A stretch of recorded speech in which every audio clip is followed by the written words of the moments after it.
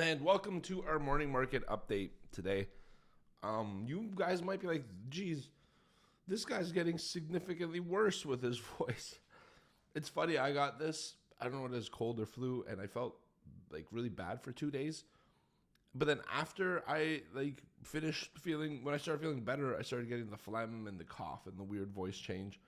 But I play hockey like almost every day after the morning trading room, and so I think breathing that cold air kind of just is congesting me and giving me a really bad cough, actually.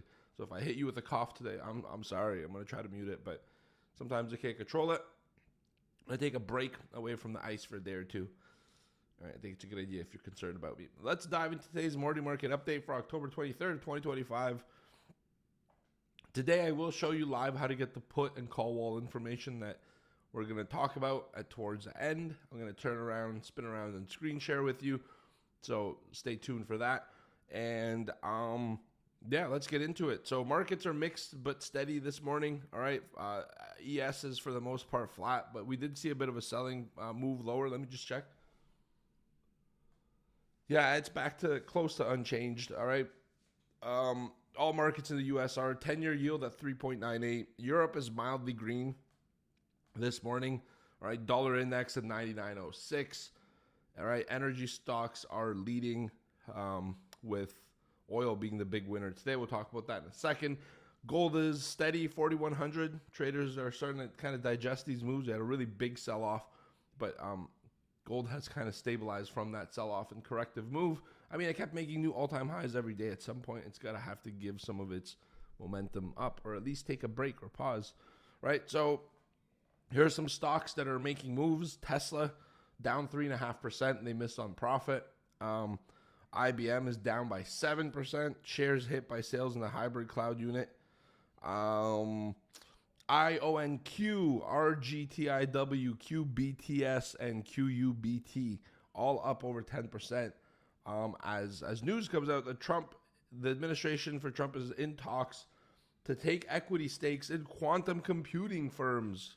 And all these companies are up thinking it will be them, but there is no confirmation. Massive gains, 12%, 17%, 12.5%, 10%. Big leaps on anticipation these companies could be the ones the Trump admin takes a stake in.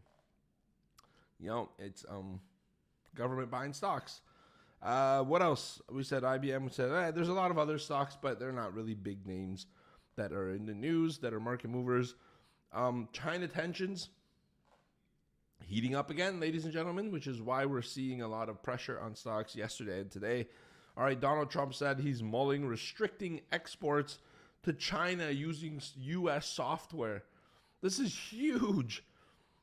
This means that in the future, if this is implemented, if somebody used a U.S. software to create a product, they are then going to be restricted or tariffed on exporting whatever they're making into China. So let's say you use a software in the U.S. to code some program. You try to sell that program to China, and you're based out of Dubai. Not going to work because you use U.S. software to create it. This could be more threat than an action. That's a big one. That's going to have huge implications. So I know it's been tabled and discussed, but while it spooks the market, the realistic likelihood of that becoming a thing is lower than most other tariff-style actions that Donald Trump could take and has taken, in fact, so far. All right, it could be a retaliation for China's rare earth curbs.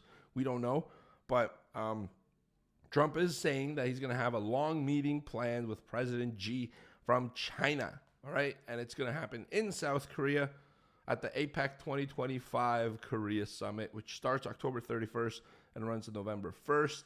So there's a date, it's planned. Trump says it's going to go ahead with Xi. They're going to have the meeting. It's going to happen. So there you have it. That de-escalates things a little bit, a slight touch.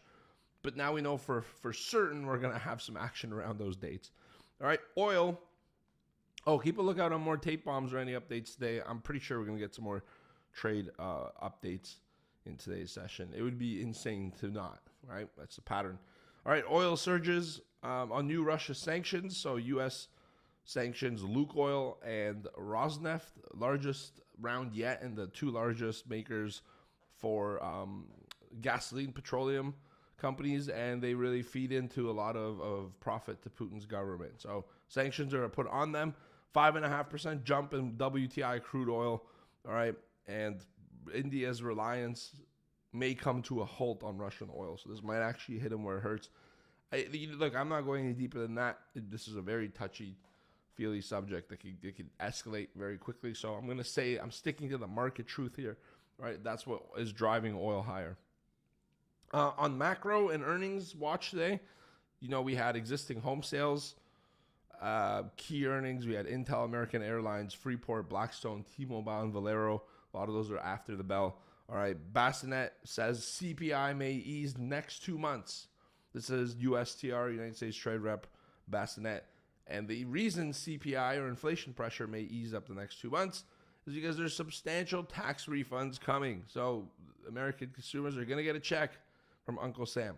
And so that should ease inflation because you got a little bit more money. Therefore, money is worth just a little bit less. That's the idea. All right. What else? Medvedev says that Trump is on a war path. Obviously, it's going to be the response from the Kremlin and from Russia, considering what's going on with the new sanctions. All right. That's that. Now we're going to the trading plan and the options. So there's really a lot of news all over the place today. So the market's like China. There isn't one anchor that we could be like, if this situation updates, it's good for the market. If this situation updates, it's bad for the market. All right. We can't really lay it out that simple today because there's a lot of different things that are affecting the market. But I can tell you this. We're going to have some moves today. Okay. And I'll give you my trading plan and levels next up. Let me spin around and screen share with you, which means you're not going to see my face. All right, can we handle that for a second? I think we can handle that. The hardest part of these morning market updates for me personally, believe it or not, is not the trading stuff. It's not the market sentiment. It's not sharing the trading plan. It's not getting the levels. It's not doing. It's deciding what to wear and how to look. Maybe I'll set up an AI character. Maybe I'll set up an AI character for myself. I'll just feed it. Just kidding. I don't know how to do that, and I won't ever do that because it's me to you is the heartwarming message. Let me spin around. I'm going to show you the option stuff I normally do, and you're going to see a screen share in a second. Let me turn this camera off. Actively still spinning around. Demba. What's up, brother? So, yeah, I think you asked yesterday, right, for this stuff? I'm going to show you because I said I would. First, let me cough. Okay, so do you see the screen first and foremost?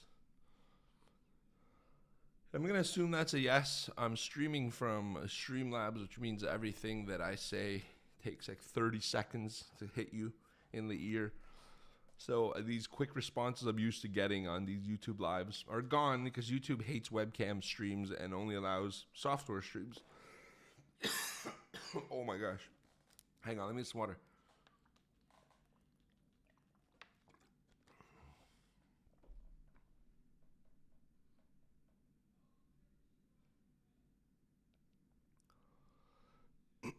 All right. Okay, bro. So basically, I flipped it to sim mode so I don't screw anything up live. Oh my gosh. I'm going to have hold on. How do I mute the mic? I got to just have a really good coughing fit and then I'll be good to go.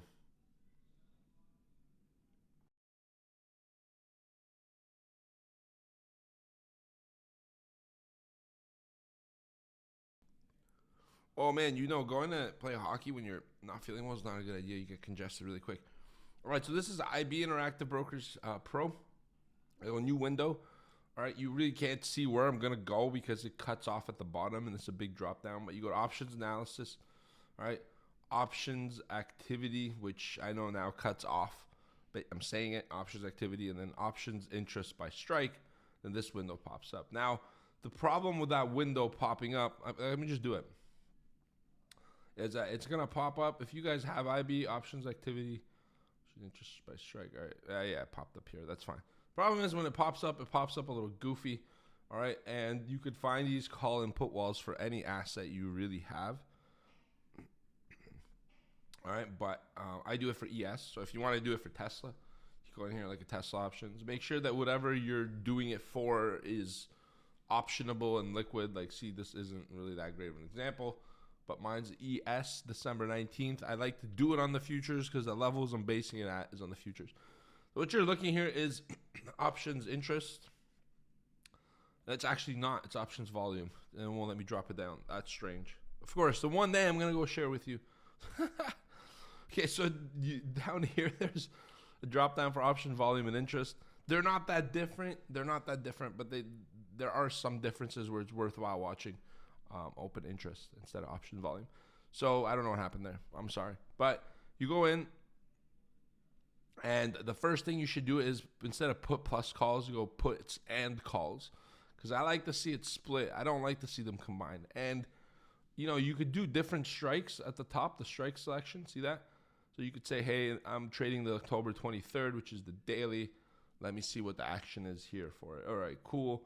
But what I like to do is take the next 3 expiries and stack them and see where the action's at, right? And so now you could see, okay, so on the call side at the top, all right, you got 67.40. The top one is 67.50, and the biggest one is 6,800. That's far away. So really, the ones that are going to influence us is the 45s, 50s, and 35 area. On the way down, on the put side, you got some at 67.30.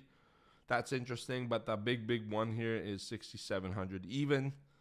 We're not that far away from that, are we? We're down 20 points. And so this is how I get these levels, and they change. But I like the 3 closest strikes. Do you have any questions? That's it. I don't know. Like, there's not much more I can give you to it. But I will give you the rest of the trading plan here on screen share, since I've already done this. Is following. Let me close. Let me just shut down IB. Like, how many questions could you guys have? And it's a sim one too. Don't make me change trades today or adjust the portfolio and realize I didn't really do anything because I'm on Simski, simballing. All right, so maybe what you're seeing now could still be a little interesting primer.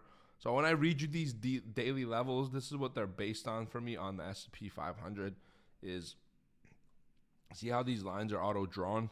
PDCC, overnight high. So, like, look, essentially what you want to take from this is the prior day high is 78.5, which is up here today. I wish I could draw with a pen, but I don't know if the pen's going to work. I'm still getting set up, guys. But the prior day high is here at 78.5. We had a 2-day consolidation there. The overnight high is 51.75, which is, almost 20 points lower. So we're selling off. It's a big sell-off yesterday. The prior day cash close is 38. So we're closing, 40 points off the open. Overnight high can't get even close to the prior day high. All right, downside push sets the overnight low, but we couldn't break the overnight low. So now we're kind of sideways. Prior day low at 66.90, 75 down here, which of course you can't see it down here. So the trade plan for me today is simple. There's a lot of movement yesterday and overnight, that big wave down and the retracement. All right, but picking a 2-point level here and saying this is where I'm going to trade is useless, right? This is the plan today. It's simple. Start with the downside bias. Why downside bias? Guys, you got big sell-off, big retracement, some more downside continuation, plus the market and kind of where it's at is a little selly, Look for shorts on rotations higher, so any retraces up, that's what I said. And find key order flow moments. Below 67.17.5, we target the 66.90. Below there, it gets ugly. So why 17.5 overnight low? All right. What I'd like to see, the first one is a break overnight low, retest to a nice order flow level, and move lower. Like that, to me, would be the plan for today. The best trade is going to come up soon, or a failure to break the low yet again with some really big sellers that couldn't push lower, and then we just rocket higher. I'd love that trade as well. So those are the 2 scenarios. I would only get long today, if the downside fails to break a new low of the overnight low or the prior day low. This is where I would kind of look for the long opportunity. All right. And we see an order flow moment. I keep mentioning an order flow moment, and I can show you what I use, what tools I use to decipher this order flow moment. I use a combination of this heat map. which shows me delta, combination of my footprint chart, which shows me levels. So for example, like, I mean, you could see it here. You see this 30, this 51, this minus 51. It's the only red one to form on the way down. So look, there was a lot of selling here. We can't put in a new low. We do eventually put in a new low. There's no new selling, and it's a reversal moment. But when you look at it on the U.S. session, when it's open, you have a lot more volume, and this thing works a lot cleaner. So this is a mid example, as the kids say.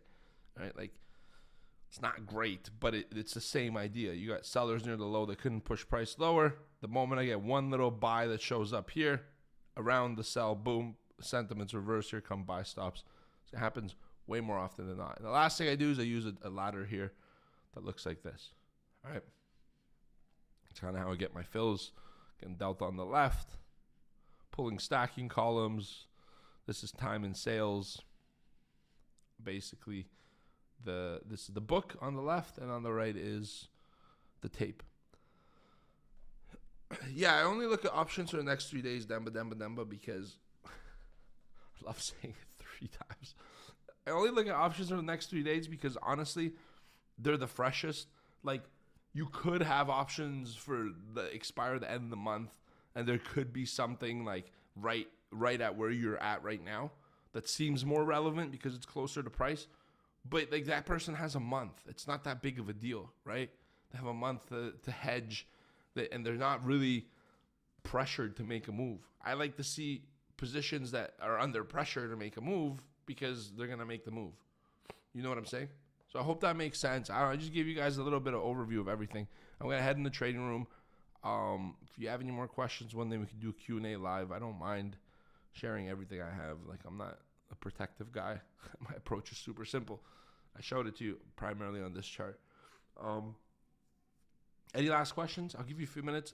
I'm going to mute the camera. Actually, I can't mute the screen share because then I won't be showing anything. Where can I get the tools which you use? The dog for the Dom. Yeah. Did I show a dog? Oh my God. Where's the dog? I'm just kidding. The Dom, where do I buy them? How much does your total setup cost monthly? Sierra Charts is like, I don't know, bro. I think like $35. It's called Sierra Charts. $35 a month or something like that. You know, it's not a lot. It's Sierra Charts. So you go Sierra Charts. But the thing that costs the most on this whole setup is the data. The data is about $150 a month because I trade a corporate account, which is considered to be pro. All right. And that's where the fees go. Sierra Chart looks ugly, very functional. So if you join our community at TRADEPRO Academy, I give you the entire template. You know what I mean? Like, I give you the template with all these. You have Victorio's template, you have Fatty's template, everything. Like, it's in the community, and it's a template that loads into Sierra Chart. I don't hide it. I don't sell it. I just give it to you. If you're a member of the community, that's the only thing. So I do want to, like, you know, I'm sure you understand. So if you really want to just get the template in GTFO at $219 technically, and you get everything, all the charts, everything I've set up. Because you get a membership for 1 month, you get 30 days of trading room, you get the templates, you get the full course, you take it all in, leave the templates for Sierra, and be gone. And not pay. A lot of these order flow companies charge you per month for these kind of templates, which is crazy. Because you design it once. All right, David. Demba. Appreciate you guys. Love you so much. David, thank you, bro. It was a great question. And yeah, bro, I hope to see you on board. You know, after this, we jump in the live trading room and we use all these tools in real time. So you not only get the tools, you get the demonstrations of what we're looking for. But YouTube, thank you so much. I appreciate you. You know, we're going to continue and keep rolling these morning market updates. You could see great questions turn into great information. Hopefully, I'm here for you to answer the questions as well. I love interacting with you. Have yourself a great day. Yeah, exactly, David. It's the trading room. We only sell one thing. Like, we sell a course and then we sell the room. That's it. There's only 2 things we sell. There's no other upsells or templates. You get the room. You basically get access to our full Discord or all of our trading information in the morning, all of our trading plans, all of our setups, all of our templates for Sierra Charts. You know, the Zoom room every single morning, 9 to 11, me, Fatty, and Victorio. live. You could chat with us just like this. It's a very similar environment. Like it's a lot for a little in 2025. But yeah, that's where everything's included, sir. And I appreciate you guys. Love you. Have a great day. Trade well. And, watch for this thing. I think this little downside should be respected until it's rejected. I'll leave it with that. You guys take care. Have a great day. And I'll see you at the update tomorrow. Take care. Goodbye.